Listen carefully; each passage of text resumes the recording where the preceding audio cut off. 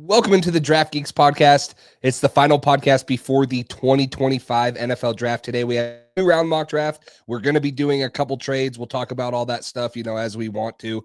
We won't make a ton of them, and we won't spend too long on, compensation and stuff. Just obvious trade down spots, trade up spots, depending on guys falling and things like that. But hope you guys are ready because the Draft Geek podcast starts right now.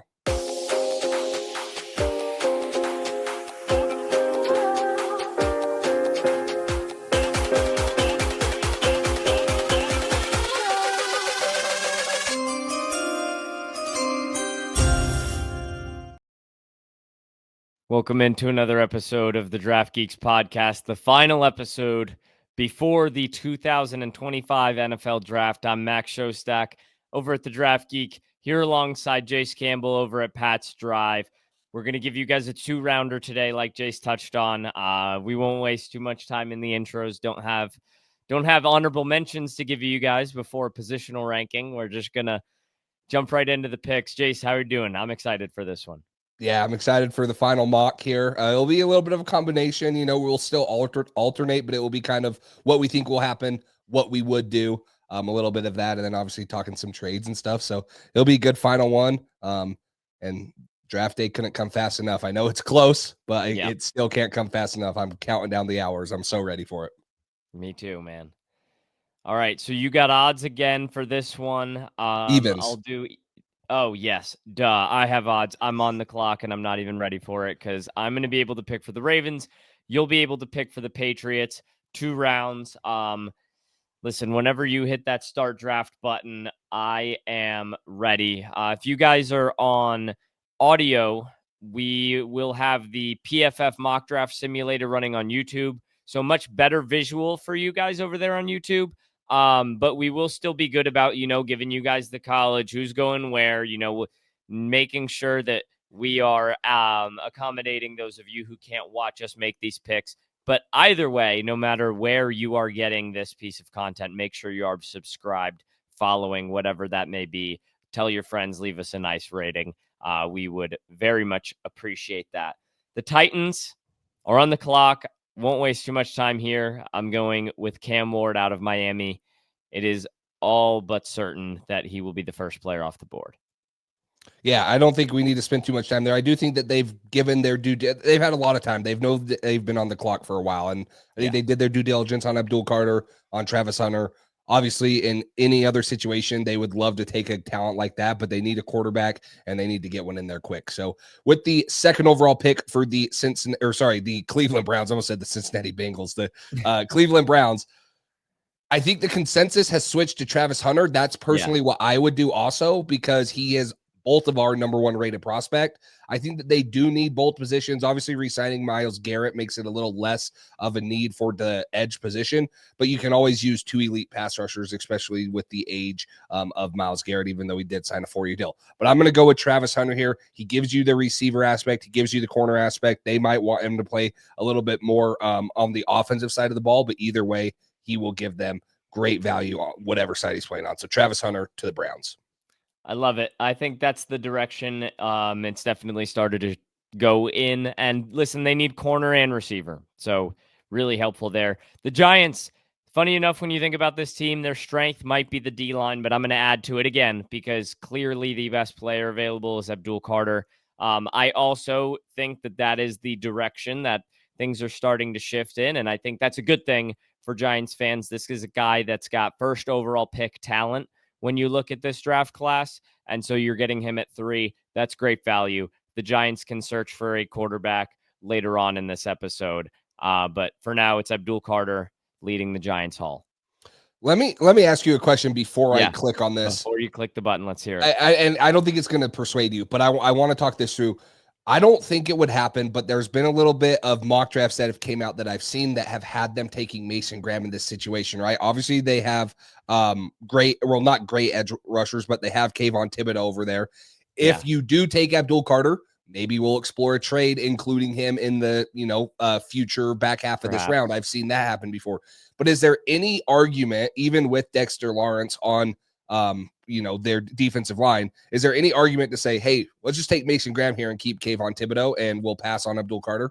I think taking Mason Graham over Abdul Carter is a little bit disingenuous, in my opinion. I don't think you could ever have too many pass rushers. I think the Giants are fine if they take Abdul Carter, keep Kayvon Thibodeau, keep Brian Burns, keep Dexter Lawrence, just get after the passer. They have dynamic passers in that division, a top 5 quarterback in this league, the 5th best one, in my opinion, in Jalen Hurts.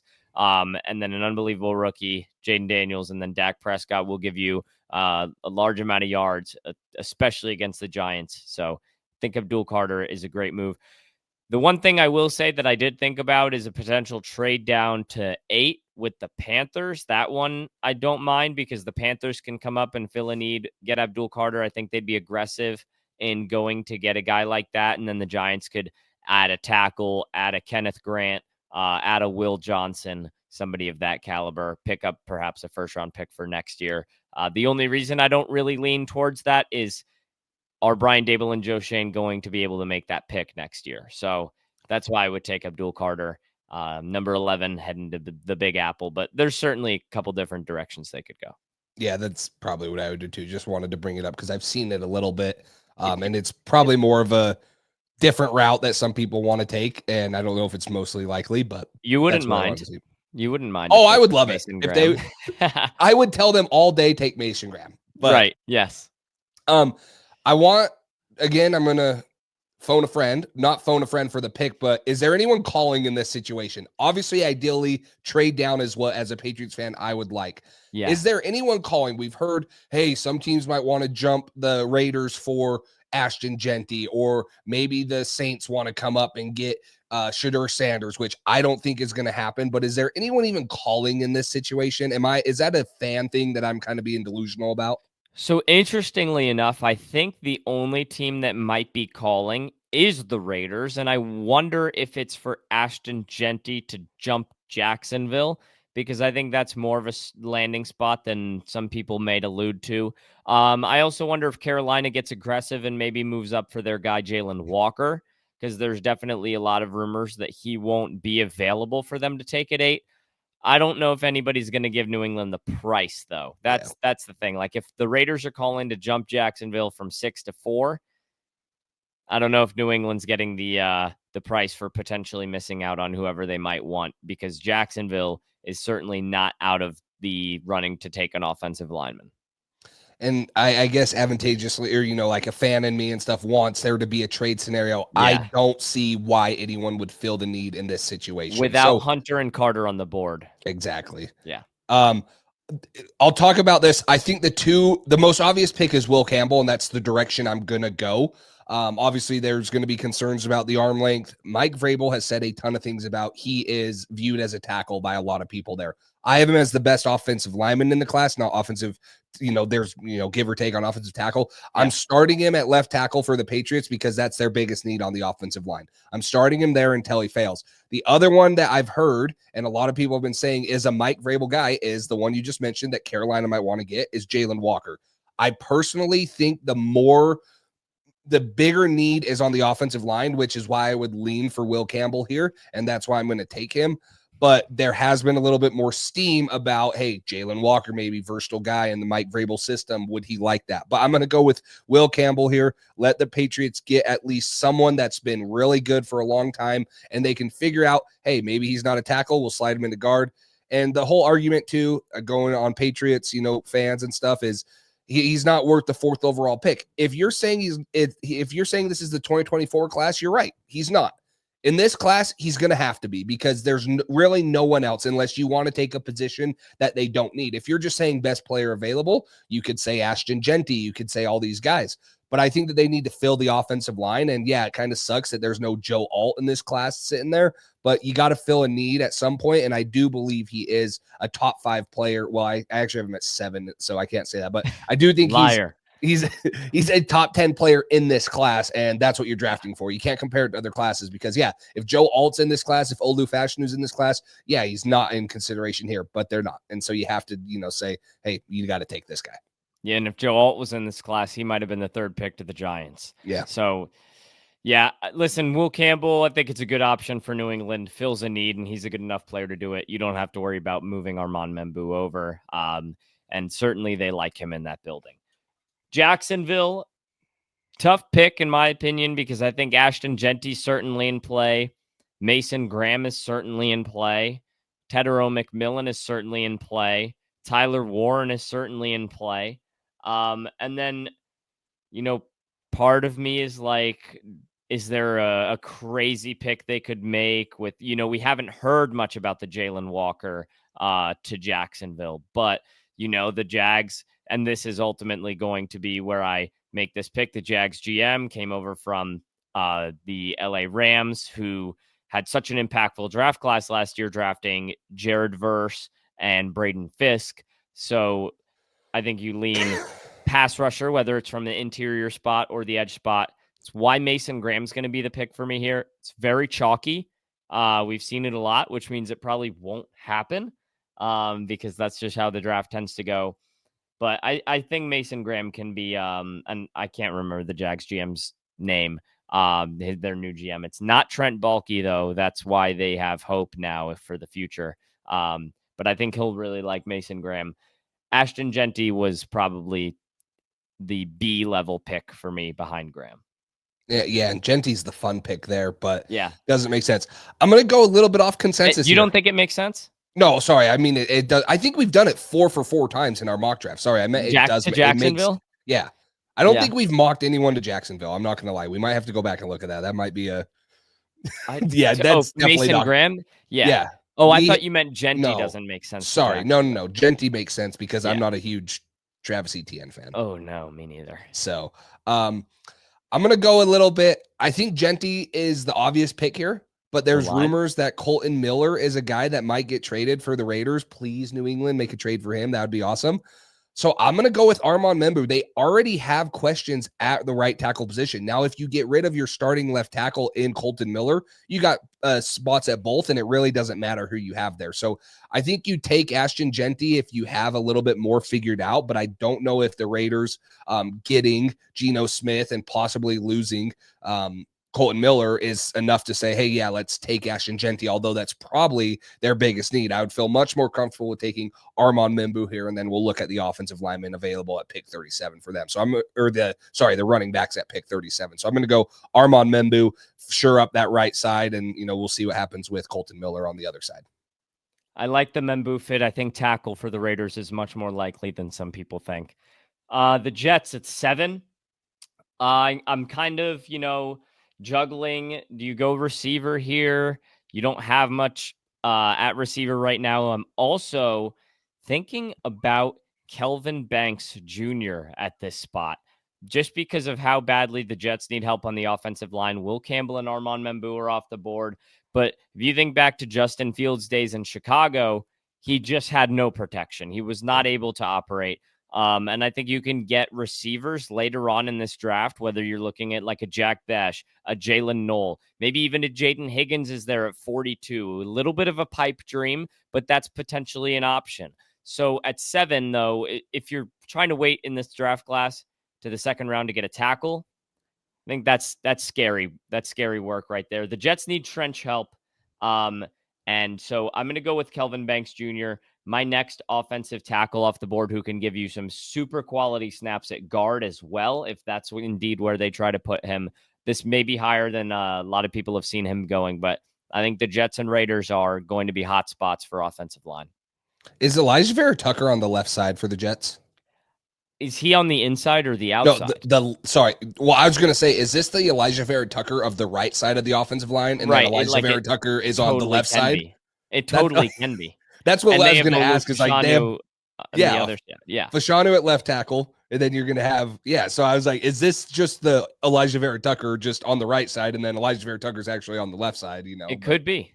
It could be. So no, I think that there will be a more of a run on these offensive tackles because these these teams that don't have like the best quarterback, they still got to find a way to protect them. It's not an excuse to just hang them out to dry. So Carolina Panthers at 8. I don't know if you'll necessarily agree with this one, but this is kind of he's a my guy. He's someone that I have up here, and I think that he's worth it. Yes, you hit it on the head. Now I'm going to go with Tedero McMillan. I think that if you put him with Bryce Young in that offense, I think that changes the dynamic. They obviously need a couple other positions. I was going to say Jalen Walker would make sense here. Maybe one of the top edge rushers. They kind of would get the pick of their poison outside of Abdul Carter. But I'm going to go with Tedero McMillan here for these guys. I really like Tet. I think that him with Bryce Young would make a big difference. And we saw the improvements of Bryce Young the last couple of years. The key to helping a young quarterback, the last couple of games, I should say, the key to helping a young quarterback, offensive line and pass catchers. And I think that Bryce Young proved the last half of the season that he showed a lot better improvement. So let's go and get him a true number one receiver and see where the offense goes from there. So I'm going to go with Tedero McMillan for the Panthers at 8. I would like if they address one of the worst defenses in the NFL, but it's hard to argue against them helping out their young quarterback. Whether it's McMillan or Golden, kind of still up in the air for me as to which one is the better fit there, just because they have such a complex receiver room in terms of how do you project their futures, how long is Jalen Coker in the cards, because whether you like it or not, the NFL is not keen on locking into guys that they invest low draft capital into. And then what is the development process of Xavier Legette? We're 1 year in, but do they have to prepare just in case it doesn't work out? Tedero McMillan certainly shores up those investments. And then, hey, we got the second round to address the defensive side of the ball for them. The Saints at 9, you think about quarterback here, but ultimately that's not the direction I'm going to go in. I would also think about Ashton Jeanty, but I don't think I'm going to do it just because I like what they have in Alvin Kamara. It's a little too early for me to go in that direction. The Saints need help in the trenches. And, they always have, whether it's on the offensive side or the defensive side. And man, now I'm looking at the fact that I could put Tyler Warren on this football team, which, man, oh man, is that a good option? Jace, I'm going to phone a friend here because I really like Tyler Warren as an option. I think Tedero McMillan is the only top wide receiver that fits for them because they need a bigger body target. They have too many of those, not necessarily slot, but Z type receivers. And then do I go with a Kenneth Grant in this spot? Do I go with one of the edge rushers like a Shamar Stewart, a Michael Williams? Is this a Jalen Walker spot? I personally will. Tyler Warren is obviously probably one of the better players that we have on our big board here that would make more sense. I don't know if I love the Ashton Jeanty thing. I think Alvin Kamara is a little bit older, so you could want to replace him, but Kendre Miller was coming back from injury there last year. I think he has some high upside. There's too many things to fix on this offense other than running back. So I would focus on trenches. I think that it would make a ton of sense to go with like a Kenneth Grant. Or if you were to say, hey, Walter Nolan is my next best one, whatever it is there, kind of pick your flavor. They have done a lot of interior defensive linemen and edge in the past couple first rounds, but they still seem to need one every year. Cam Jordan's getting up there in age. So I would lean more to the interior defensive line. I'm going to let them get a little creative. I think we're going to go with Jalen Walker in this spot just because I think the Saints need a playmaker on the defensive side of the ball. Somebody in the front seven. This is one of the rosters that has the most amount of holes in it. You got to scroll to 25 on my screen to find him on the PFF 25 big board. Oh, 24. There you go. 24. Oh, wow. We got 2 different PFF big boards up. This should be fun. They updated it right when we started. Yeah, one of us clicked it a half second before the other person, and poof, Jalen Walker moved up. But no, I think this allows the Saints to get a little more multiple on the defensive side of the ball. I thought about Jihad Campbell here too, but I think the Saints need to lean more pass rush than kind of a more traditional linebacker in Jihad Campbell. Yeah, no, I like it. I think that with Jalen Walker, you hit it on the head. It doesn't give you that interior defense lineman that you need, but it fixes almost 2 holes, right? Because you can play him in so many different ways. You can get him in different schemes. You can say, hey, we're going to blitz you. We're going to drop you. We're going to just let you be an edge rusher. It fixes a lot more things, even though he still is just one player. So this might be one of the easiest ones for me. I'm going to go with Ashton Jeanty here. This makes too much sense. There's rumors that they would want to trade up for Ashton Jeanty. And I know we had a couple offensive linemen go off the board. That would be another one I'd look at if Kelvin Banks or Armand Member were still here, but they're both gone in this scenario, which is why Jeanty has fallen. But Ashton Jeanty, Ben Johnson gets a 2-headed monster, kind of like he had in Detroit. So Ashton Jeanty out of Boise State. 2 really Bears. Yeah, I mean, really like that pick. hard to see them passing if he's available. The 49ers, I think if they take Will Johnson here, everybody's going to be scratching their head like, how did we let Will Johnson fall to the 49ers the one year they're picking in the top 11? So that's a pretty quick pick for me. They need corner, and Will Johnson's a heck of a good one. Did you even consider, because I know we've said like Kenneth Grant makes so much sense here also. Was there even a slight consideration there?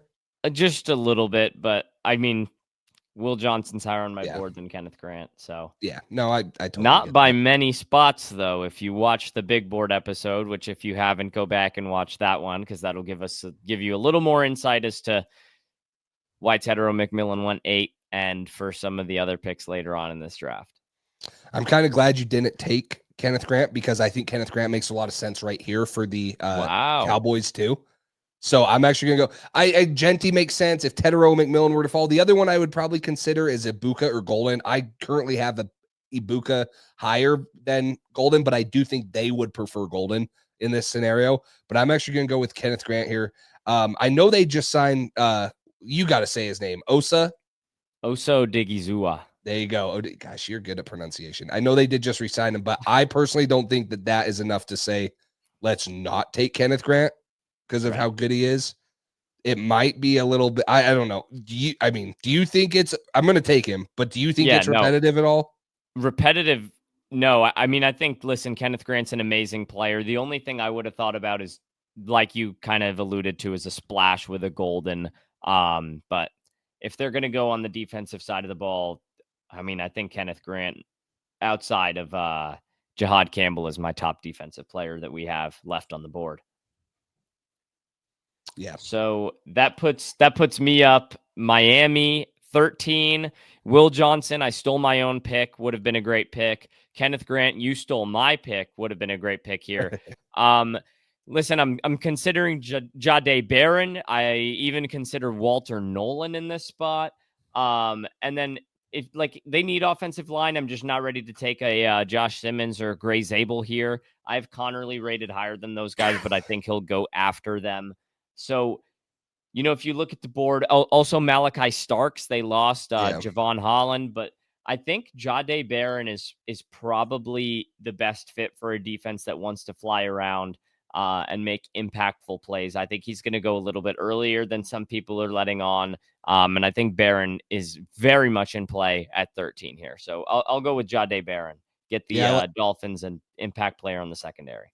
I like him. He's versatile. He's probably going to play slot corner. We just did our top 50 big board if you didn't listen to that. And I had him in the, I think 26. You were a little higher on him, but he's going to be able to do a lot of things from in the slot. He's a good blitzer. He breaks on the ball downhill. So getting that defense a little bit quicker.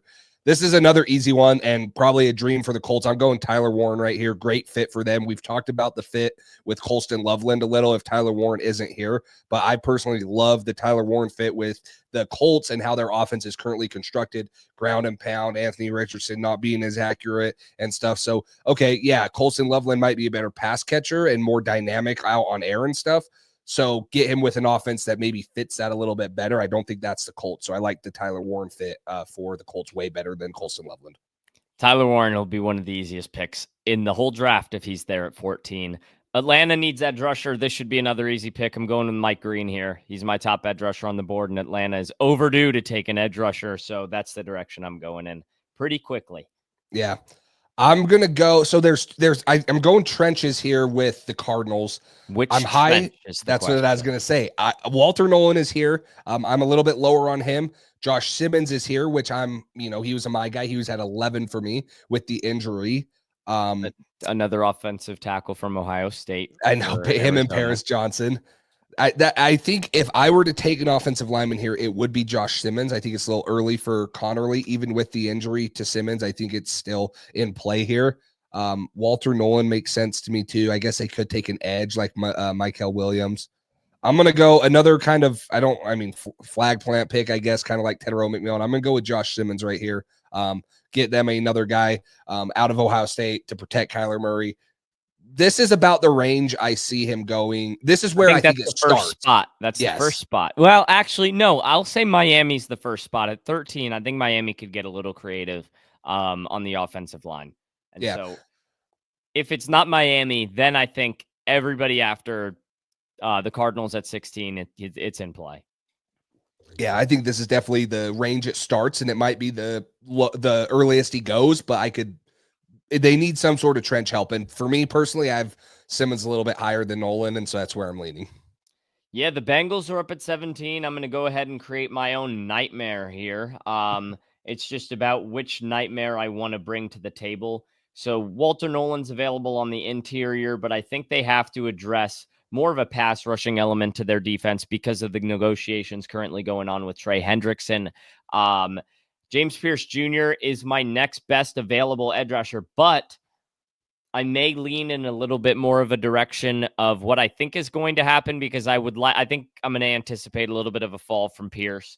And we still have Shamar Stewart on the board. I think he's going to go earlier than maybe you and I would take him. So I'll go with Shamar Stewart here, just a little bit of reflection to kind of suggest what we think might happen on draft night because the NFL drafts freaks like this guy. He could easily go earlier than this with the testing numbers. Sure. The athleticism could easily be off the board here. So Seattle, they're in a really good situation right here. I'm going Jihad Campbell. Both of us have him in the top 10. They need defensive help. They could, I think if Tetairoa McMillan slides, we had him fall in our last mock draft and we actually took him to the Packers. I think this makes sense. I think that the Broncos would make a little sense, even though they have Cortland Sutton and stuff, maybe not as much, but I think that if he was there, they consider it. But I think Jihad Campbell, he's a top 10 player for both of us, makes a little too much sense for him to be sitting here for the Seattle Seahawks and Mike McDonald. Stole my pick because the Bucs want people that, are really good around the football, create havoc. And I think that's exactly what Jihad Campbell is. With that being said, I think if the Bucs go in the direction, I think it's pretty certain that the Buccaneers are going to draft somebody on the defensive side of the ball. And I think if you look at the guy with the best ball production in the edge room remaining, it's actually Donovan Ezeraku, who likes to force a lot of fumbles, create a lot of sacks. So that's somebody that's certainly in play for me. The cornerback room, we've kind of brought it a little bit thin. I think the Bucs may like an Eamon more than a Starks, but I wouldn't necessarily think that they would take Eamon over Ezeraku just because of them needing edge rush help. So listen, Ezeraku might be what I think is going to happen a little more. I would do Pierce. Both have the production. Who do you think would be not the better pick, but which one do you think the Bucs would go with? I think they'd go with Ezeraku. Let's do it then. Just because, listen, I think that's kind of Todd Bowles' profile. Yeah. And James Pierce, there's a little bit of a work in progress to get him to be an every down player. And Ezeraku is just that Bowles type. When the quarterback drops back to pass and he's got his arm out, Ezeraku's hands on the football, something they'll love about his game and what could make him a top 25 pick. For the Denver Broncos, I'm going to go to the running back side. I'm going to take Amarian Hampton. I mean, Bo Nix showed way more than anyone thought he was going to last year. If they can add a legit running game, I don't think Javonte Williams ever panned out. Their top running back right now is Jaleel McLaughlin. I know they took Audric Estime. Oh, gosh, stupid silent letters. Estime out of Notre Dame last year, but I do think that Amarian Hampton is a difference maker. He runs downhill. He's physical. He'll fit in that Sean Payton type offense. The other one I considered, just because a little bit of a fall here, I do think that Walter Nolan would make a little bit of sense. I know consensus he's higher than what I have him, but I do think that he's going to get higher than the 32 I have him ranked at. I've already acknowledged that and stuff, and so I think that there would be a opportunity for good self-aware. Right, yeah, self-aware. I know my stupidity. Steelers at 21 with Amarian Hampton off the board. I think Shedeur Sanders would find a home in Pittsburgh at 21. Wouldn't necessarily be the pick if I were the general manager, but I think Shedeur Sanders just makes too much sense. I think Mike Tomlin would be the perfect coach for him, just in terms of being able to block out all the off-field stuff that, some organizations may be less good at limiting. I think Mike Tomlin is that no-nonsense kind of guy that Shedeur may need. And the Steelers will strike again in the 20s with a quarterback that I don't have a first-round grade on. There you go. I think that if he were to keep falling, we would have considered looking for a trade up for the... I'm ready to call you at some point from one of the picks I have in the second round. Oh, are you really? One of the odd teams. Yeah. Okay. Okay. I actually tried to call the Broncos, but they didn't pick up the Browns. Yeah. So Right. just give me a call whenever you want. I will. My Yeah, line is open. Just I'll don't let John you know. Dorsey me and be a prank call every year like he does or No, whatever. can't do that. Can't do that to you. I there's a lot of interior defensive linemen that I really like right here. I think that a Walter Nolan would make sense here. I do have Derek Harmon ranked a little bit higher, but I think Walter Nolan makes sense for the Chargers right here. I'm actually Does looking. Colston Loveland come into play? I was going to say, so I'm actually looking at a website, just going through like depth charts and stuff to make sure I don't miss anything. It also has like biggest team needs, and then it has 3 suggestions. The 3 suggestions for the Chargers are Kenneth Grant, Colston Loveland, Josiah Stewart. You notice anything similar with those guys? One played at Coastal. They're all Michigan guys. They're all John Harbaugh recruits. Like, what are we doing here? Jim Harbaugh. Or sorry, Jim. Yeah, sorry, not the better brother. The better brother. Yeah. Just kidding. Whoa. No. I think it does because the biggest thing that Justin Herbert's missed is just a lack of targets. And I think that they've always wanted to get him lack of targets. I love Ladd McConkey. I think he could use someone with him, and the Colston Loveland would add a dynamic to that offense. Yeah. You're kind of talking me into it now. I think we did that last time too, honestly. I'm not going to lie. I'm going to stick with Walter Nolan. I think they need interior defensive line help. Get him on that roster. I mean, if Kenneth Grant was here, that would make too much sense too, but I like Walter Nolan here. So Walter Nolan, 22 to the Chargers. I like it, man. I think he's got a wide range. I think he could ironically go anywhere from where I have him on my big board at 16 to where you have him at 32. And ironically, the Cardinals and Eagles are both really good fits for him. 23, the Packers, really tough team to mock for. Corner, I think we've kind of, again, attacked that well. I don't know if there's anybody else that we would take there. I think about a Matthew Golden here, but just is that another body in that room that they don't need? Perhaps. Edge rusher. Another Micah mid wide Williams. receiver too. Wow. All right. I'm All right. It's going to go down, man. It's fighting words right there. Those are fighting words. I think, listen, Micah Williams is their type, but is that enough already? Like you did Lucas Van Ness already. You need to do the Micah Williams again. But this is the Packers, so we're doing it again. Micah Williams at 23 to Green Bay. They're kind of predictable. They're predictable and unpredictable at the same time in the worst possible way.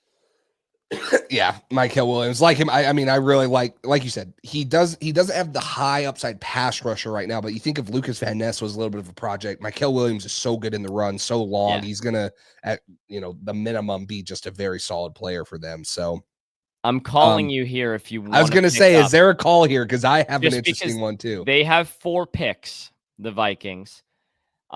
Listen, I'm only allowed to control the odd team, so I don't know if you're calling yourself with the Giants here at 34. The Browns are also calling. They're interested in Jackson Dart, but I don't know if the Vikings, which is you, is hanging up and saying, hey, Malachi Starks is too good. I don't think I'm hanging up. No, depends on what the offer is. I was going to say, I think that the Patriots would make sense trading up here because they have a second and 2/3. And then they just got a 5th too. So they could maybe package something to get up and get one of these receivers. Yeah. You go get a Matthew Golden, a Mecca Buka, Luther Burden. You got 3 guys right here. I'm a big fan of taking. What if the Patriots Higgins. Go get Colston Loveland? It could happen. Now I've mocked the Patriots Mason Taylor a lot just because, like after a year, Austin Hooper's off contract and Hunter Henry's off contract. So they might need a later one. I think tight end, as much as I would love Colston Loveland, might not be a luxury in the first round right now. But if he fell to 38, which I'm not saying is going to happen, that would make be a no-brainer. I'll listen to 33 though. What's your offer from the Browns? So the Browns aren't going to give you a 2026 first, but they'll give you a 26 second. They'll give you 33. And then let's do 104, and then there we go. Probably one of those compensatory picks in the 200s. 104. They're not in. Well, sorry. we can do whatever we want because they're not offering. Then PFF doesn't give you even like what they would think it would go through because they That say they're force not this interested. trade button is my favorite Oh button yeah, in the we'll do bottom it. right. We're not scared. We're not scared. Gosh, You like get out it? of here. Yeah, I'm fine with this. Obviously getting a future second. I'm trying to think. They probably wouldn't give up 94, right? The Browns, I don't know if they'd give up 94. I also don't know if the Vikings would the Vikings want 94 or would they rather have like 104 and 255 Because they have just 97. because they only have 4 picks this year. Yeah, you're right. I'll go. So what we're gonna do is we're gonna do pick 33 from the Browns, which is their second. Pick 104, which is a fifth, I believe. Fourth? Is that a fourth? Third round? It might be early fourth. We can Fourth or latest and then third. a compensatory pick and a future second round pick there. So I'll do it. I'll force the trade, and that I'll let you make this pick since it's technically yours. All right, so we'll force the trade. Are you going Jackson Dart? The Browns are up at 24. We're taking Tyler. No, I'm kidding. Yeah, we're taking Jackson Dart. Okay. Right here. The Browns need a quarterback, and they pair Jackson Dart with Travis Hunter.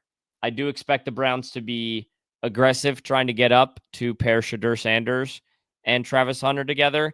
But I also, if I was a GM that was drafting Travis Hunter, would want no part of pairing them together. Just going to be completely honest, because you bring a really potentially horrible element into play. And that's not even a diss on anything in particular. Just there was poisonous media coverage around the Colorado Buffaloes football team this year. Yeah. And unless you want Yahoo Sports' Instagram account turning into a Cleveland Browns fan page, you can stay away from that one. Jackson Dart and Travis Hunter, good haul for Cleveland or bad haul for Cleveland? I don't like it as much as most, but I think obviously Travis Hunter, no one's going to say that's a bad haul for him. Right. They're taking a shot at the dark. You can't fault the aggressiveness. They need to be aggressive. Yeah. You can't fault the aggressiveness. They're taking a shot, and yeah, they're gonna at least go down swinging, which I like to see the aggressiveness. So are you okay if I make these next two picks since you made 24 and then you get 27 for the Ravens? I stole your pick, so go ahead. Okay, I'm going to go with Josh Connerly here for the Texans. I think they need, I don't think they need offensive line help. The other one in consideration here was Gray Zabel, but I do think that, tackle would be a premium for them. So Texans, I'm going to take Josh Connerly, the tackle out of Oregon. And then for the LA Chargers, just making sure I don't miss Rams. Sorry, LA Rams, bro. I'm moving too fast. You picked for both of them. It's tough. Yeah. Gosh, I gotta Is it Colston Loveland? Would Jim Harbaugh go and have dinner with Colston Loveland if they were both in LA? On separate teams, they just meet in SoFi Stadium or whatever. Let's meet at the Chick-fil-A in SoFi Stadium for dinner. They have Higbee. Yeah, I'm gonna do it here. I don't think we've had him last this long, so we've never had the chance to do it, and it's probably unlikely. This aligns a little bit more with my big board than yours for sure, where I had Colston Loveland. I actually believe I had him right at 26, but anyways. I think 27. Yeah, he's somewhere right in there. This gives, obviously, losing Cooper Kupp, and then you added Devontae Adams, but now you have Puka Nacua, Devontae Adams, Colston Loveland to potentially have one more run for Matthew Stafford, because you kept Matthew Stafford. You're not going to say, okay, we're fine being a 500 team or being a wild card team. You're going to try to win that division. It's wide open right now with how bad the Niners have been last year, and we'll see if they get back to what they have been. But that division is wide open right now, and Colston Loveland could be a game changer for them in that passing attack. I would love to see a town of like Colston Loveland in a Sean McVay offense. I don't know if he's ever had a tight end like that, has he? No, I don't think he's ever had a tight end that dynamic. Man. I had a question for you. I was thinking about this today. I was listening to a mock draft on the Joel Klatt show. Shout out Joel Klatt. Great college. Did he take Colorado guys the first 20 picks? No, he didn't. He had Shadur fall because he was very clear that he was talking about what he thinks will happen. And then at one point he broke down and was like, if it was up to me, I would take Shadur number 1 overall. And there was like, there you go. There it is. There it Shedeur is. 1, Travis Hunter 2, Jimmy Horn Jr. 3, LeJounte Wester 4, and Shiloh that's Sanders 5, Deion no, Sanders Jr. 6 I still as don't the think he video would guy. draft Shiloh Sanders. But he got to 26 for the Rams, and I think Connerly and obviously Jihad Campbell and Jalen Walker were off the board, and then corner, I didn't know if he was going to reach on corner, and Trey Amos isn't a reach at 26, but it's just an unusual pick. Yeah. I thought, what are the odds on draft night, and would you be shocked if Mason Taylor goes 26? Someone had a long shot bet for that. Is that's what you were saying? Yeah. I don't think it happens. I don't. I don't think it happens either, but I know him and Carson Schwessinger are two guys that the league is way higher on than I think anybody in the media could possibly imagine. And all it takes is one. And if it's the Rams on Mason Taylor and the Lions on Carson Schwessinger, they're going to happen. I may bet both of those lines and just see if one hitting pays for the other. So we'll see what happens. The Ravens are on the clock in a dream scenario. Malachi Starks is available. James Pierce Jr. is available. Gray Zabel's available. Trey Amos is available. Matthew Golden, Emeka Egbuka are available. Nick Scorton's available. And Jaden Higgins is available. It's a complete dream for the Ravens.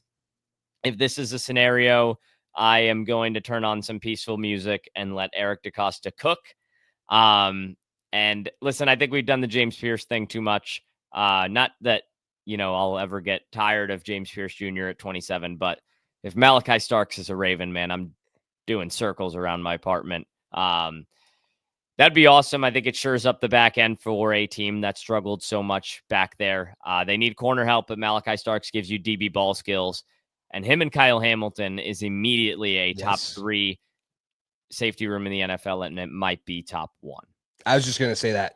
Malachi Starks and Kyle Hamilton is a nasty safety core. So the crazy thing is we both have Malachi Starks in our top 10.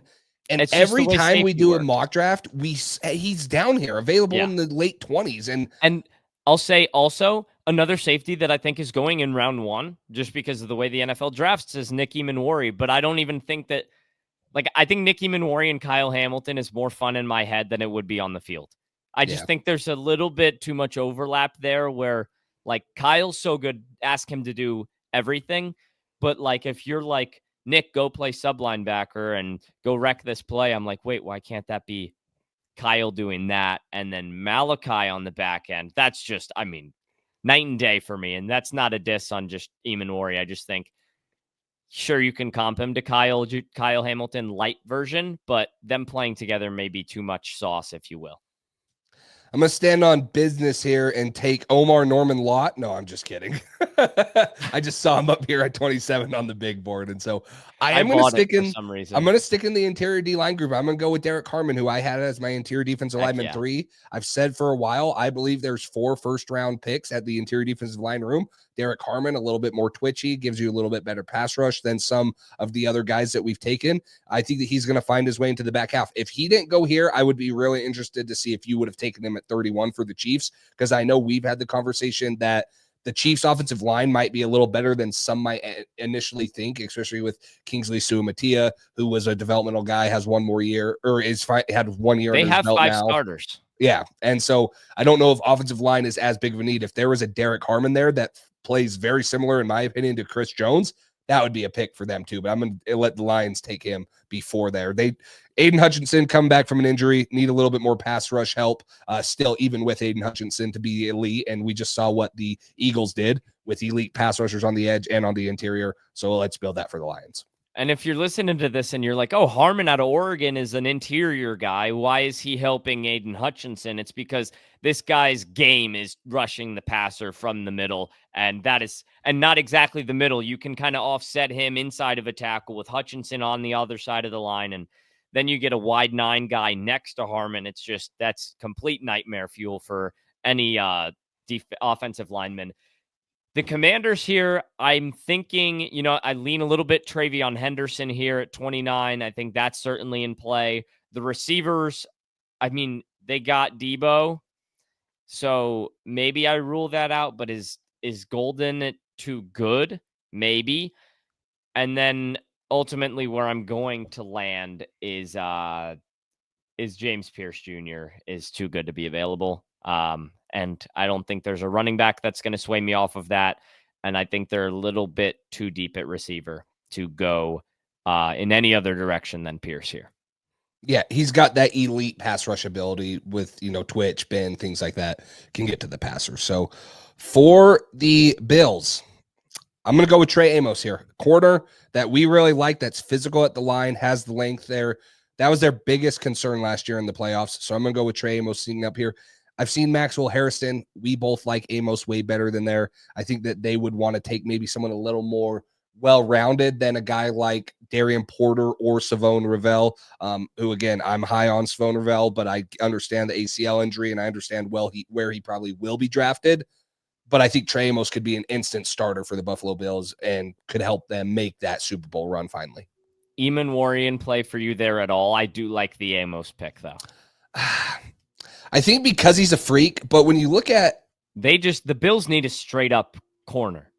That's what I was saying. Like, they need someone on the outside, and that's what I mean. We've said Eamon Warrior is the best when he's closest to the ball. Yeah. And I think they took Cole Bishop out of Utah in the 3rd round. They have a couple other guys in the back end, not the safety core that they had even 3 years ago, but I think they need a true outside cover guy that's going to help, lock down some of these receivers that they had a hard time stopping in the playoffs. Picture this: Xavier Worthy, Rashee Rice, Matthew Golden. Too good to pass up there. They have other needs. Gray Zabel is on the board, but you took Derek Harmon, and I can't pass on Matthew Golden for Gray Zabel. This is nightmare fuel, man. But here we are doing it again. We always seem to let somebody fall into the Chiefs' lap, and this time it's Matthew Golden. I can't believe you would put that on Matthew Golden. That's like putting someone in Georgia. They're just going to get arrested. Same thing with wide receivers for the Chiefs, man. It's just, you're just putting a death wish on the guy. Poor guy. I mean, gosh, I feel bad for you, Matthew Golden. You're probably a really good guy, but I'm sorry that Max had to draft you there and, wish that upon you. Hopefully, maybe he'll change it. Maybe he'll change That's it. Hilarious. The allegation. Speaking of getting arrested, the Philadelphia Eagles. Yeah. And speaking of Georgia, I think that there's a couple guys here that would make sense if they were still here. You took Mykel Williams. Malachi Starks, if he were to fall, would be another guy that, just knowing how Howie Roseman drafts, he does not want to pass up. They need a defensive back. Is there any chance that Howie Roseman says, I'm going to take Nicky Mawari here? Wow. I mean, Cooper DeJean kind of plays nickel. But doesn't play this. They don't overlap. There's not overlap there. And then. And they have Sidney Brown, right? Yeah. Which also isn't an overlap. Yeah, they cut CJ Gardner-Johnson. Yeah. So their safeties right now, if I'm looking at it right, is Reed Blankenship, Lewis Seen, who was out of Georgia a couple years ago, Sidney Brown. There's no one in there that says you don't draft Nicky Mawari, in my opinion. Yeah, man, that is a crazy. I mean, talk about another A+ from Howie, where everybody would be like, "How the heck did you let this happen?" I'm gonna do it.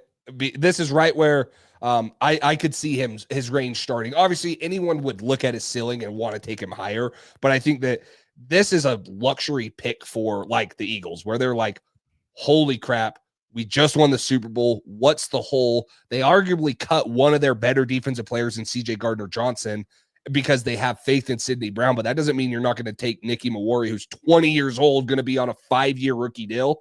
So I could see that being a Howie Roseman masterclass right there. You got Vikings fans crying in the club right now because we're turning the page over to round 2 right now, and we're going to be a little quicker in round 2, kind of doing this based on more combo picks. They need this. They did this in round 1. They're going to go in this direction round 2. This is the best player available. But there's a unique pick here. The Vikings, this is their first pick here because they traded out of the first round. And what, they have Aaron Jones at running back. That's it. That's it. Ah, man. I think Travion Henderson's the leader in the clubhouse. Oh, wait. For me. No. Wait, did I miss somebody? Nope. They just traded for Jordan Mason. Oh They yeah. traded for Jordan Mason. All right. All right. I have him in fantasy for some reason, and it clicked in my head that they traded for him. Thank you for remembering that, because that certainly changes the direction I was going to go in. Because when you make a trade like that, I think it does enough to prevent somebody from going there. Man, I'm looking at like an Azarie Thomas in this spot. Would it be crazy if they if they traded down again? Traded again? No, because didn't the Bills trade like twice before they selected Keon Coleman last year? I mean, I no. think so. I mean, the Vikings have now we have 6 picks for them. Is there anybody that would want to? I'll call. Do you control New England? Is there Yeah. anybody that would come get a receiver? I was just gonna say I would probably. I don't know what I'd give up here. I'm looking at. I'll pull up the trade. And the reason we're doing this with Minnesota, if you guys didn't catch it in the first place, Minnesota has 4 picks this year. We're not just picking on the Vikings. They have a lot of needs. They need to stockpile, but they're in a unique position where they don't necessarily need a superstar. If you guys remember, this is a team that was contending for the best record in the NFL just a year ago. They need to, fix their depth, get some startable players, but the Vikings are close. And if they can draft the right guys with the right amount of picks, I think they're playing with fire in a good way. I think I get that the pick 33 is a valuable pick because you get to pick any one that you want that's still available. Mm-hmm. So the Patriots would have their Emeka Egbuka, whoever they wanted to take there. If they wanted to trade up and say, hey, I don't want Jaden Higgins to go. You've seen guys like Michael Pittman Jr., T. Higgins be picked 33 before. So I do think it's a premium pick. Do you think that pick 38 and 77 is too steep? Too much to give up for the England? Patriots? I was going to say, I wonder if Minnesota asks for 69 and is willing to here, take a 2026 fourth or a third. Because they're good in 2026 now. They're 1, 2, 3, 4, 5. They have a surplus of picks. So if they trade away their fourth, I think it would be the 2026 fourth rounder. And just talking through New England still has a third round pick. They're not losing anything drastic there. They're just losing the chance to be able to select multiple times, but they're trading that to get their pick of the litter at the receiver position. Because I think the other one, and I think the other thing that kind of excited me or that I was going through is, hey, we'll give them 38, 77, and they give us 187 back, and we can give them 170. Make it a little bit more. So now they have 3. This would. No, I don't know, because the Patriots still need. And what I get it's a 77 is a third rounder. Yeah, it's an 8 pick difference, so it's not the end of the world. So we'll go. I'd feel more comfortable with this. And you're the Pats fan, so that's what we're going to do. So we'll go. The Pats give up 38, 77, and 171, and they receive 33 and 187. So the Vikings generate another pick, and they will stay in the second round. They just drop back to 38. And I wonder if the way this is going to play out, they get somebody that I'd be totally fine with them having taken at 24 originally. Yeah.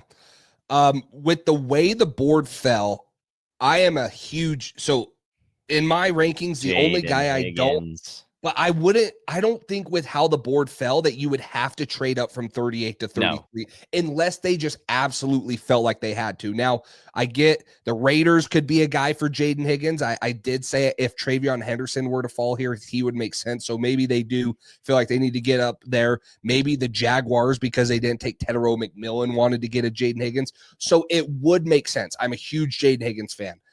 I think if this is how it fell, I would want to go with Emeka Egbuka. The safest pick, the most obvious, best route runner, top one one of the top ones in this class, and a guy that I have a first round grade on comfortably. So I would feel way better taking Emeka Egbuka here. So Patriots trade up to 33, and we get Emeka Egbuka. Now, it still leaves the Patriots with questions like who's the X, who's the outside receiver. They with Josh McDaniels, they've never really had a guy outside of Randy Moss. They've always thrived with guys that can just create space, get open, or win consistently in the middle of the field, and that's what Emeka Egbuka does. I love it. I think that's if they're going to move up, that's the guy they go get. The Giants are at 34. I'm going to give you 2 picks because I'm going to tell you which one to make, and then I'm going to tell you the one that I think would happen in this spot, and I cannot stomach having my face on the screen and having that be the pick I just made. I think Jalen Milroe would go here at 34. Wow. Yeah, I think Jalen Milroe would go here. I'm not making the pick just because that's so far off of where I have him rated. Is there any chance Tyler Shough goes here? Because there are a lot of reports saying he's high on teams' boards. For sure. Yeah, I know they've done their homework on Shough. I know they've done their homework on Milroe. I just think Brian Daboll wants the guy that can move. He had the Josh Allen and, tried it with the Daniel Jones. Obviously, he didn't pick him, but I think they would favor Milroe. But Shough is certainly one of us may pick Shough. I don't know if I'm gonna, but in round 2, I think he's more of a lock to go in the first 2 rounds. Not a full lock, but I think he's more of a lock to go in the first 2 rounds than Jalen Milroe is. Although Milroe, I think, is attending the draft. So he is. There must be something they know. There's something going on, man. So I'm Take up here him, you for coward. the Giants. Do you want this pick? No, I don't want this pick. Are we switching? Do you want me to go evens from here on out? Well, that's what we'll do. No? Okay. Do you want okay, we can do that because then we might get a pick for a couple different teams. Yeah, so let's flip that, especially since I made the trade. So yeah. Wow, what an awesome trade. There we go. We planned that like way before the show. For sure. Abdul Carter goes at 3, and then I think the Giants, who need offensive line help desperately, Gray Zabel has no business being on the board in this spot. I think if the Giants take him at 34, huge win. They win in the trenches in this haul. Let me get off quarterback so that I can actually select Gray Zabel. So I do. I like that. I mean, he's obviously played tackle a bunch. I'm not saying he's a swing guy, but he was good at tackle at the FCS level, but he's going to be a great interior offensive lineman. So Titans get Cam Ward, pick number 1. They still need a receiver. They still need to help on the defensive side also. I know we talked about Schlesinger because of kind of, the people are saying he might be a first-round guy. I don't know if he would go here. The edge guys that are still available, Nick Scorton.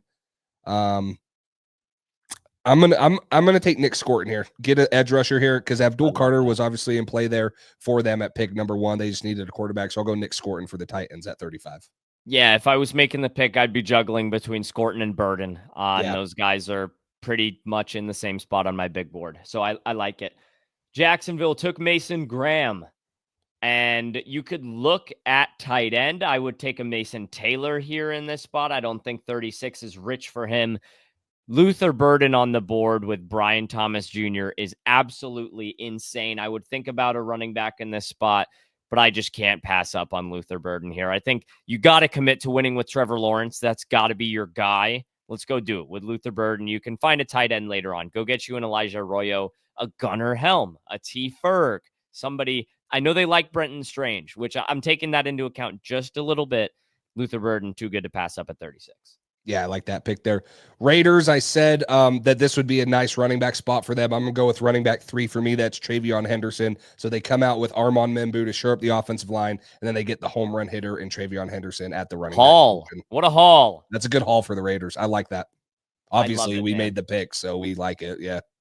I hope we like it if we're making the picks. Speaking of making the pick, the Minnesota Vikings on the clock for the 3rd time. Thank you for sticking around, Vikings fans, if you've stuck around for the 2 trade downs. Thank you. With no picks to their name. Listen, I like a Tyleik Williams in this spot, but I think they have to go with a defensive back. Azareye'h Thomas is the next guy for me. Because Xavier Watts, really good, but man, I just think Azareye'h Thomas at 38. You get the big physical 20-year-old at the cornerback position. I think that's a huge step in the right direction for the Minnesota Vikings. And by the way, Azareye'h Thomas is somebody that I've mocked at 26 to the Rams before. Thought about at 23 to the Packers before.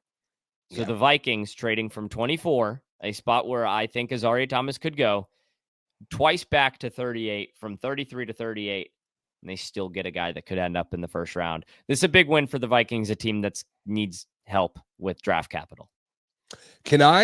I'm not going to propose an actual trade, but I would have 3 selections for the Bears because I had them at pick 10. Yeah. And I really have a pick I want to make for the Saints. Can I do 39 and 40 and then, or actually, wait, you do 39. Let me cook. Yep. I'll do 40, 41, and then that gets you back on it, the evens on 42. So you take this pick here. I'll do the next two, and then we'll get back on because there's a pick I really want to make for the Saints. So the Bears, man, I'm juggling Xavier Watts here, or do I go with somebody that can rush the passer, either from the interior or the edge? So the best pass rusher, I think, in this spot from the interior is a TJ Sanders. Don't know if I love TJ Sanders at 39 comparatively to the rest of the edge rusher board. Princely Emmanuel and Braden Swinson stick out to me. But man, that's not great. It's not inspiring. I think I'll go. Oh wait, they could go O-line too. I was gonna commit to Xavier Watts here, but oh god, I don't like that either.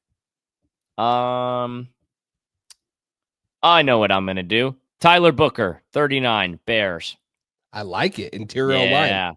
I like it. Ground and pound. They got Ashton Genty. Now get a Tyler Booker guy. Yep. Okay. I like that pick there. Draft Caleb Williams and then go to ground and pound the next year. Just QB power. Run QB power with him. The pick I really wanted to make here, because I think it makes sense for them in the first round with Tedero McMillan, a bigger receiver, is Jaden Higgins. And I'm super high. He's my wide receiver 4. I love Jaden Higgins. I think he's going to be a really good NFL receiver. Would you have made that pick? I wouldn't have, but I'm glad you did, because I wouldn't have thought to make it. I love that. Yeah. And I forget, who'd we take? So we took Jalen Walker. Now you're getting Jaden Higgins here. And then I'm going to do exactly what you said and take Xavier Watts. I like Kevin Winston also, but I think that now, if you look at their haul, Ashton Genty, Tyler Booker, Xavier Watts is what you're getting for the Chicago Bears in the first 2 rounds. Xavier Watts is a guy that's a little bit underrated. He is going to be such a solid football player in the NFL. Doesn't have that super high upside, but he's going to be a solid football player. So the Jets. Yep. Bears fans got to pray for Nick Scorton to fall in that spot. I think that's kind of and then I like a Braden Swinson, but Watts and Booker are higher rated for me on my board. The Jets at 42, trenches. We're going to stick with them. So we went with Kelvin Banks, as you can see on the screen right there, to address the offensive line. Let's address the defensive line and a guy you and I both love.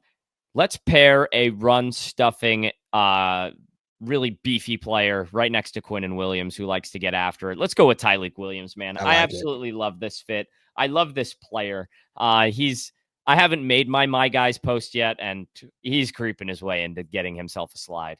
Yeah, I like that pick a lot.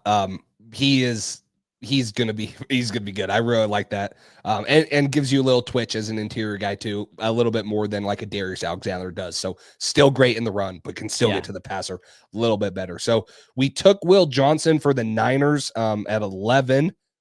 43. I'm maybe looking at interior offensive line.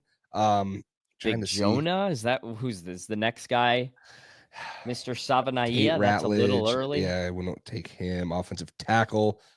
Donovan Jackson as a swing guy. I know both of us really like him more as a guard.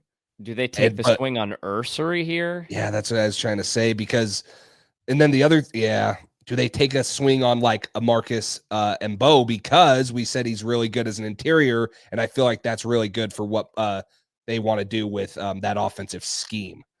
Right.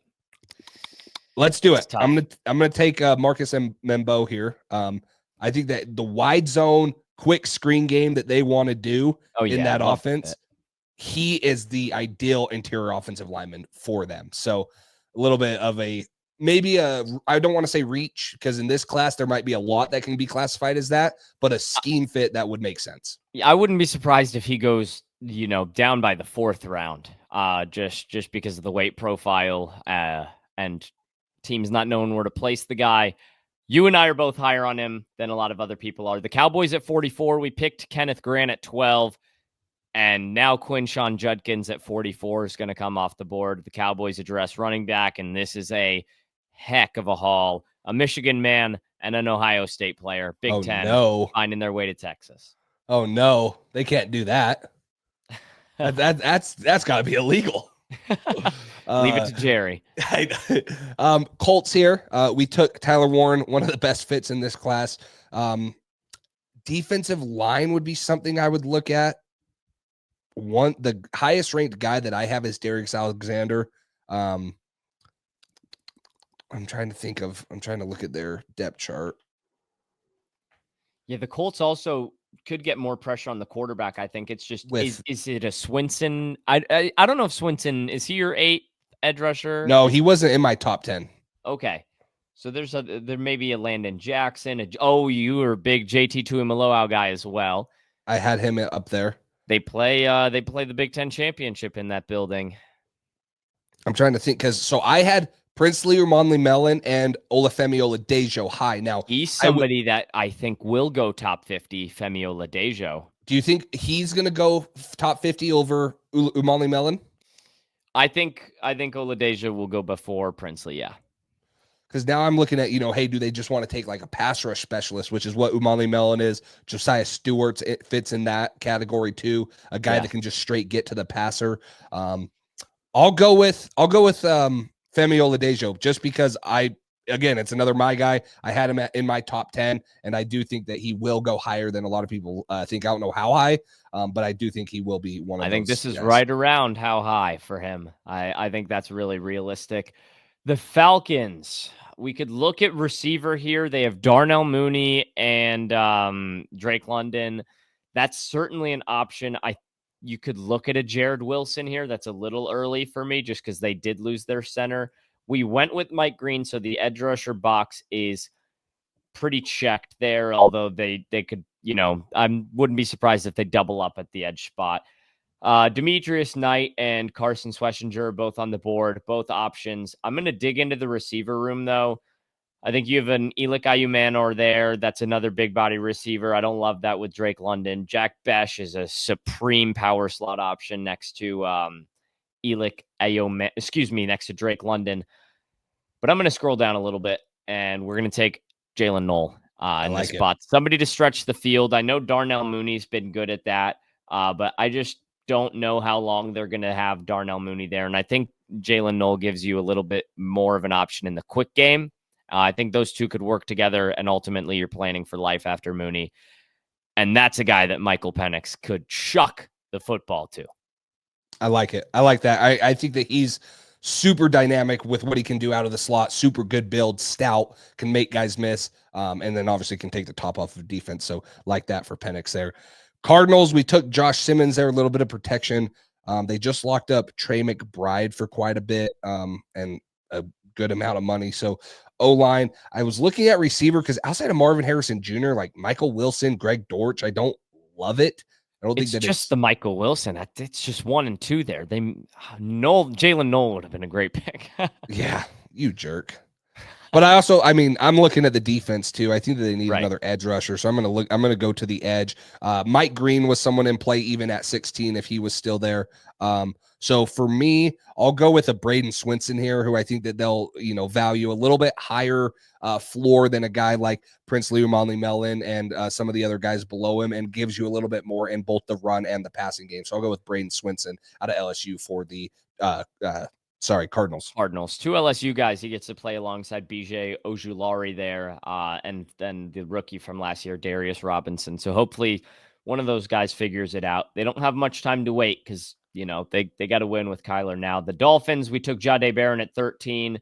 They could address the offensive line. That's certainly an option. I think also the interior defensive line is a position that they could address. TJ Sanders is my next best player here, and this is right around where I think he could go. And then I think O-line, you got to look at it.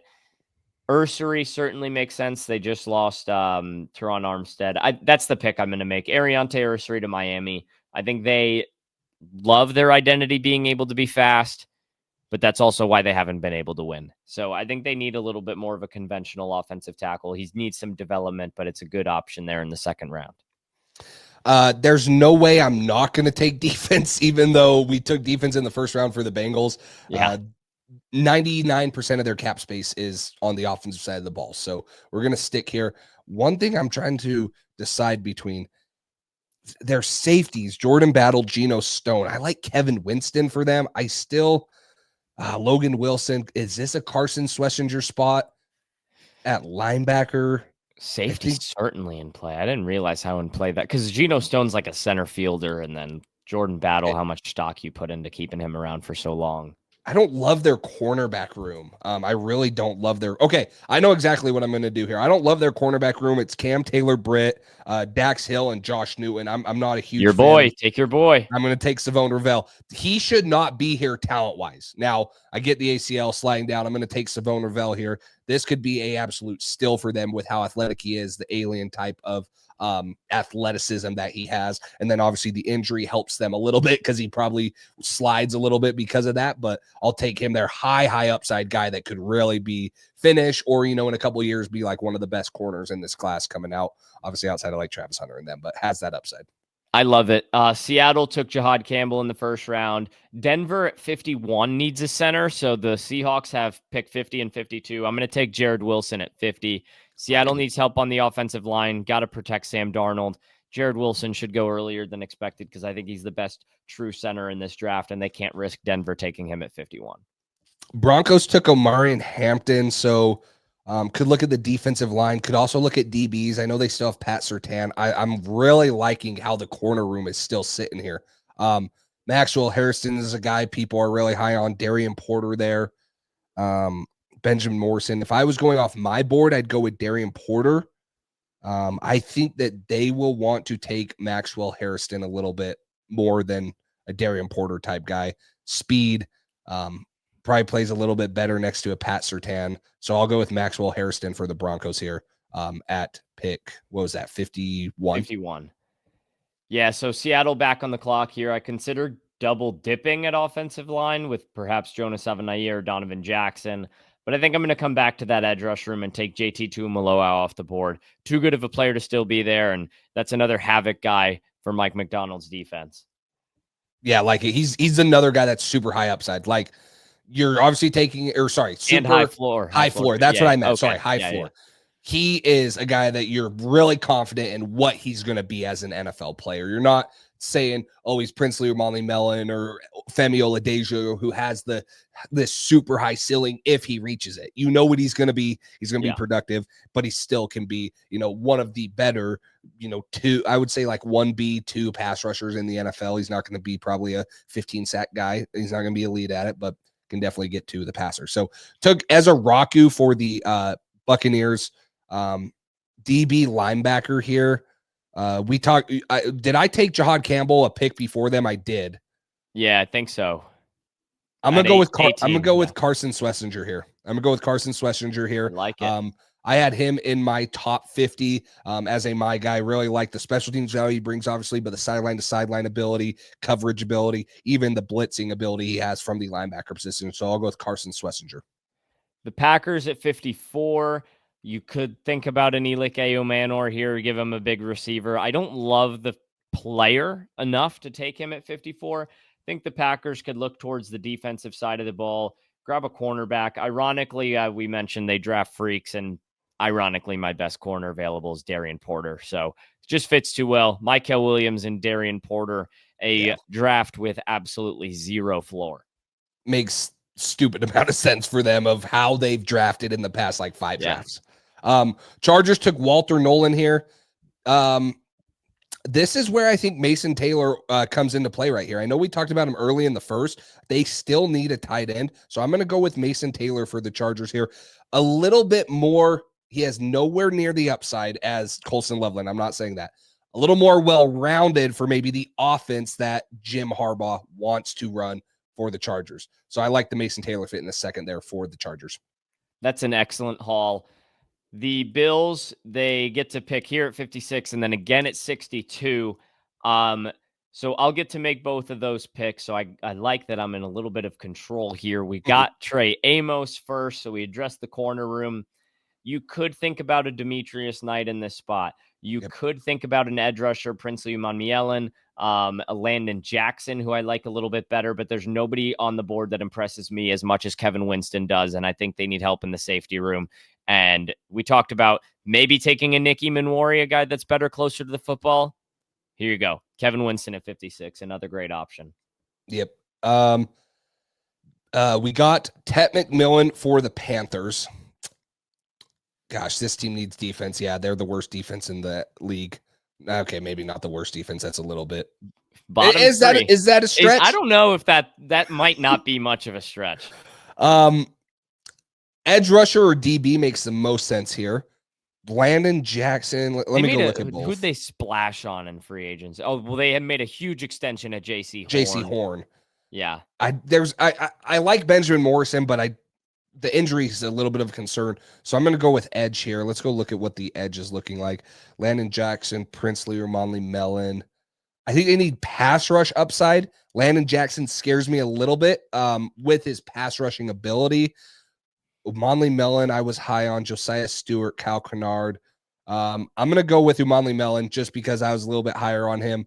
He was in my top 50. And he was in, he barely made my top 50, I believe. If I'm looking right, he was my edge 8 because of what I believe is the pass rush upside. He was actually 54. Sorry, I'm off on him. So he wasn't in my top 50, just outside, but has that high upside as a true pass rushing guy. Long arms, too. He's freaking a freak, bro. He's a stud, man. You get a big impact edge rusher there. How much can he do outside of pass rushing? We'll see, but they need help pass rushing, so that's why they take him. The Texans, I'm going to phone a friend here not to make the pick for me, but to help me decide between a couple guys. Josh Connerly we took in the first round. Looking at the receiver room, I want who you think is going to go first. I know who we both have rated higher. Between Jack Besh, Jalen Royals, and Kyle Williams, I think they both fit great opposite Nico Collins.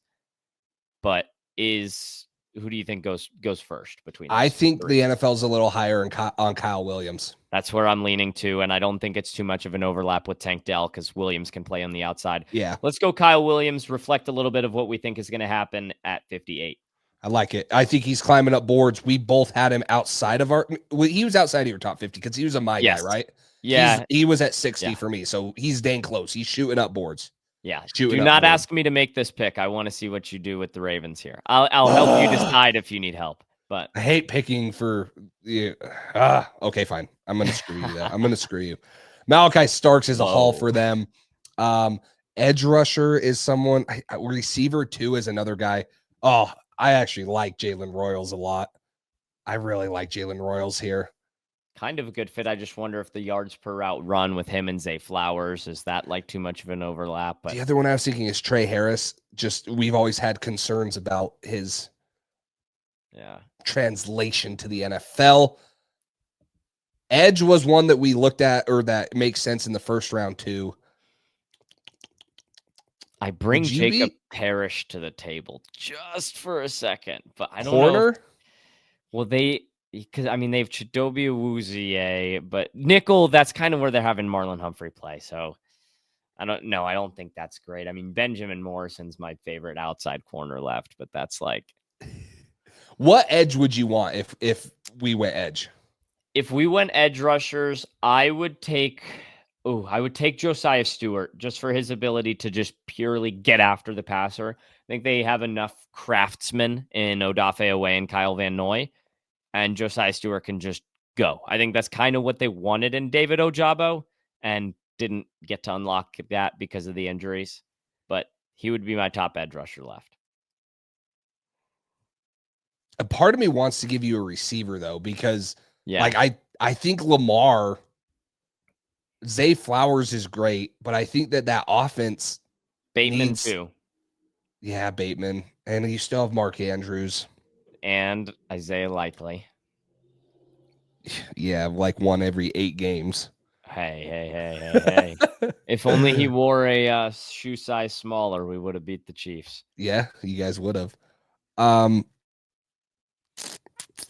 Okay, who was the edge rusher you said? Sorry, I was Josiah Stewart. Okay, I'll take him. And I know you were higher on him than me. You had him at 10, I believe. Yeah, so I'll take him there for you guys. Because I think that when you were looking in the first round, if we were to go back, Nick Scorton was still on the board. Some guys like you could see James Pierce Jr. too. I passed on. Yeah, and you said you've mocked him a lot. So edge would be another one, especially because both Van Noy and Oweh are in the last year of their deal, and Van Noy's probably a little too old to bring back, so finds a replacement.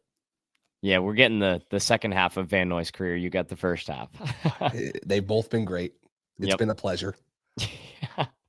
Big pod guy, Kyle Van Noy.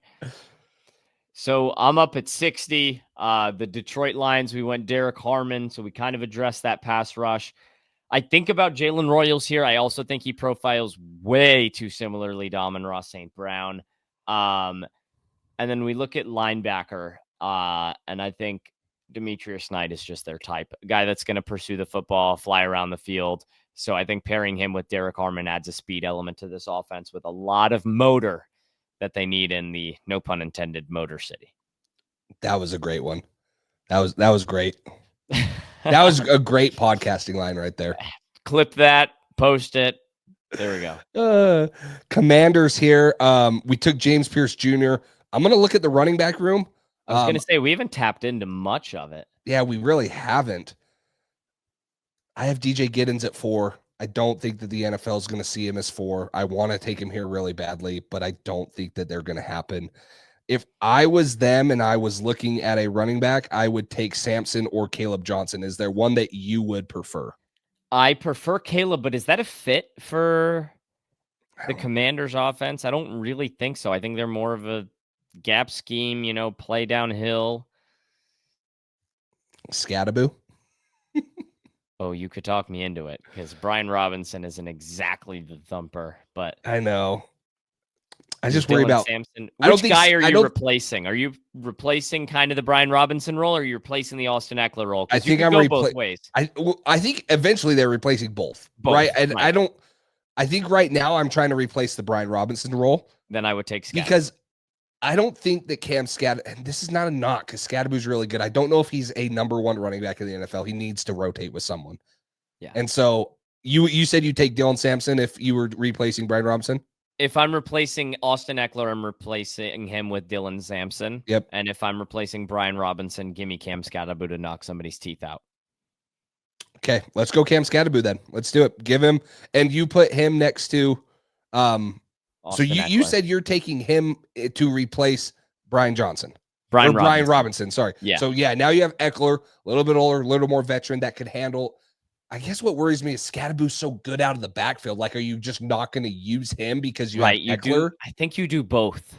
And maybe that's when you lean a little bit on the Chris Rodriguez, like, hey, bail me out here on this like 2nd and 2, just go get the first down so we don't have to use Scat. But I think this is a position they have to double up at. I think it's a way bigger need than some people are letting on. Also, you have Jaden Daniels, who it's been used as a knock in the past for mobile quarterbacks, but like legitimately can operate as a running back at times and just take the ball and run. So that's a big player in that equation. I doubled up on DB, Trey Amos and Kevin Winston, corner safety combo. You think it's about time we got after the pass rusher for Buffalo, or would you go in the receiver direction to complement a Keon Coleman and Khalil Shakir group that's been a little bit underwhelming, especially with Dalton Kincaid having not produced like we might have thought? Is Jack Besh they lost their, I guess they have Keon Coleman. I was going to say they lost Matt Collins, which I'm not saying he's a big loss, but they lost their big body receiver, but they took Keon Coleman last year, so they didn't really. I kind of like Jalen Royals next to Keon Coleman, a little bit more of an intermediate guy, but good releases off the line. Jalen Royals and Jack Besh are two different things, and I think they both fit what I'm looking for. It's just a matter of, I like Besh more, but I'm trying to think of which guy like maximizes Josh Allen's arm. I think Jalen Royals is the answer there. So let's go Jalen Royals. Yep. I like that. I think Jalen Royals maximizes him, higher upside player too. Not that Jack Besh is going to be bad, but he's got a little bit more release package, a little bit more speed, stuff like that. So Chiefs, we took Matthew Golden here. You could address offensive line like we've talked about. What does interior defensive line look like? Because that's another one that we loved. Whoa. Darius Alexander's still there. Just right next to Chris Jones. Darius Alexander. That's a short-term play, but when you're drafting a 25-year-old. I think TJ Sanders makes more sense for that defense, though. Because he could be a little bit of a, I don't want to say Chris Jones replacement because he's not Derek Harmon, but he fits the scheme, the more play style of Chris Jones when he does leave. Right. It's and it's your pick, so I'm gonna leave it up to you. Do you want feel like Darius is maybe the short-term play, 1 to 2 years, Try to maximize get it another Super now? Bowl. TJ Sanders can help you right now, can also learn from Chris Jones and become a guy you give a second contract to. Because this is really where you're drafting guys that are 4 years apart in age, which is Yeah, huge. insane. Yeah, I'll go with Darius Alexander. I do have him about 3 spots higher, so I do like him a little bit more, and I like the fit, like you said, more of a run stuffer next to Chris Jones that could eat up a little more space. The Eagles, 64. Talk about a Tate Ratledge spot. Georgia guy, that's a potential pick right here. The edge rush room, I think that's also a team that could maximize Landon Jackson. So that's a direction we could go in. And social media would go absurd if they took Benjamin Morrison, because just everybody would call that a steal. There's the dream in me that's like, hey, they need interior defensive line. What if we doubled up Nicky Manori and TJ Sanders on the same team? That's crazy.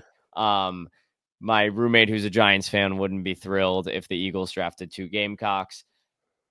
So I guess I look at Benjamin Morrison, right? I'm higher on TJ than Benjamin Morrison. I'm higher on TJ than Ben Morrison and Tate Ratledge. Tate Ratledge might be the biggest need, though, and he went to Georgia. So I guess that's the direction. Do they need a receiver? I don't think they throw the ball with enough volume. No, and I think that there was a little bit of rumors that AJ Brown was going to get traded. That's not going to happen. First off, Abdul Carter's not making it to 4. I don't think they're trading AJ Brown, so I don't think that they need a receiver. It could be a luxury pick. If they really take a receiver, one, I want them to take like Pat Bryant or Andrew Armstrong, like a 3rd or 4th round guy, 3rd, 4th, 5th round guy. Just yeah, keep swinging on those once or twice a year, and one will hit. And you don't need it that badly. You just need him to do what Quez Watkins did for a year and a half. So I'll go Tate Ratledge here. Sure up the interior offensive line. Great guard prospect. High floor guy. Has a mullet. Went to Georgia. Eagle. I like Tate Ratledge too. The other one, and I'm not going to pick him obviously because it's your pick. The other one I would have thought about is Jonas Savaiinaea, just a little bit more positional versatility as a swing guy. But straight up interior guy right there. So we're not going to read off every pick. Nope. Sorry guys. It's not because we hate you. We're just not going to do that. But I mean, 2-round mock draft included a couple trades. And I mean, with the not top tier talent and stuff, we could see a very crazy draft. We could see reaches. Yeah. We've heard things. Jalen Milroe got invited to the green room. That should have been the first indicator that, like, holy crap, something weird could happen. There's going to be guys that are going a lot earlier than what some people have them, what some people think. But there's been multiple quotes by multiple people, and this is where I'm leaning, and this is where I believe the strength of this draft is like 15, probably 20 to like 50. That's the strength of this draft. The middle, there's a lot of really good players that could get drafted at any spot in between there that will be NFL players. Maybe not blue chip guys. You're not, having the top end quarterbacks and stuff, but the strength of this draft is going to be 20 through 50. So that's why I wanted to do a 2-round mock draft, because there's a lot of guys in there that's going to have value. Yeah, normally, we do a 1-rounder and focus on those elite guys, but really there's like 3 of them, and it's Travis Hunter, Abdul Carter, and Ashton Jeanty in this group for me. And then the rest of it, like Jace kind of alluded to, is a little bit further down the board. Is it a guy you're going to get at 20 or something like that? So that's why we tried to give you guys a 2-rounder. And listen, just my 2 cents on kind of the craziness to expect. I think when you talk about a draft where, neither of us have Shedeur Sanders as a first-round prospect.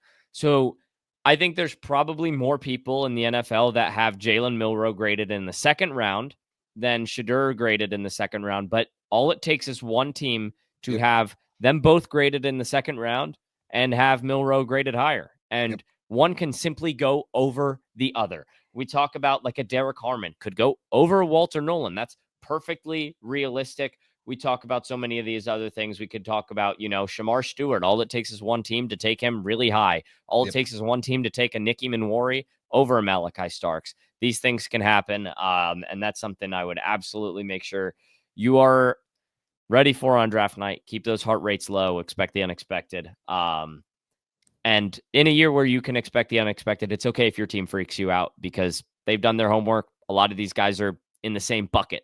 They're big tiers. The tier of good starters in this draft class is a very full tier as opposed to the elite instant impact guys. So yeah, I mean, enjoy the draft on Thursday. Been exciting through this draft season, bringing you guys episode after episode. No better way to cap it off than with a 2-round mock. And then yeah, we'll hear from you guys after the draft, right, Jace? Oh yeah, we got stuff planned. So make sure you guys are followed on Apple Podcast, Spotify, subscribed on YouTube, because we're gonna do draft recaps, and we'll have plenty of other stuff. Summer scouting once we get a little bit of a break in July. Probably get into that in August once college football gets closer. But yeah, we'll have plenty of episodes, probably 3 or 4 episodes, a couple recapping the draft picks, maybe talking about our favorite draft picks and stuff. We'll still have stuff coming out after the draft, so we'll make sure that you guys are following along for that. And yeah, appreciate all the support. This was year 1, and we started in February. Is that when we kicked off? Yeah, right before the combine or right after the combine. Our first episode was it was January 30th. So right January before. 30th. Okay. So yeah, pretty much February, and we learned some great things along here. We appreciate all the support, and only up from here. More content next year, more stuff we've learned. Tap in, and we'll have a lot of fun within the next draft cycle. Can't wait for 2026 already. I know we haven't even had 2025 yet, but I can't wait for 2026. Me neither, man. Me neither. So make sure you guys are following Jace over at Pat's Drive. Does a lot of good work over there. And then make sure you're following my page for all the draft content you need over at the Draft Geek on Instagram. We thank you guys for all the support. Make sure that you guys are tuned in after the draft. Make sure you guys are subscribed, followed, all that kind of stuff. And we will see you guys after the draft. And enjoy Thursday, enjoy Friday, and of course, enjoy Saturday. Thank you guys for listening. Peace out. We'll see you on the other side.